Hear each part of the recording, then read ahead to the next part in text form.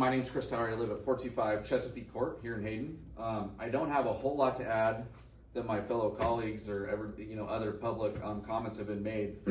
But I would like to say that, as Greg pointed out, the standard for subdivision approval number one is the infrastructure can be constructed to function in a manner that promotes safety.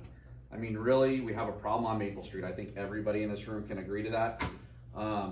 And in tune of that, I mean, we're going to make a bad problem worse by adding an additional 53 lots that are going to go in and out of Maple Street.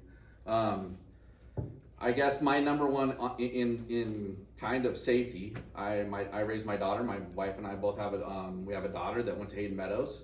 Along Maple Street, you are required to walk to and from or bike to and from. There's no bus stop. There's no alternative transportation other than if your parents or your guardian, but you are required to walk or bike to Hayden Meadows if you live along Maple Street. And so it is extremely dangerous for adults.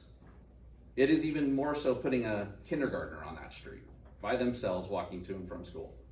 I am opposed to the development until Maple Street is upgraded. I'm not opposed to the subdivision, actually. I'm not opposed to any of the upgrades. I think it's actually a pretty good project.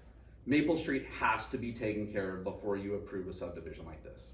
It needs to be put in front of the elected officials so we can go ahead and hear how they vote.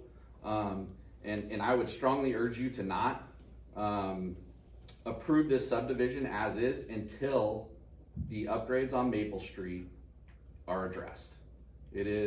There isn't a person in here that can disagree with that, in my opinion.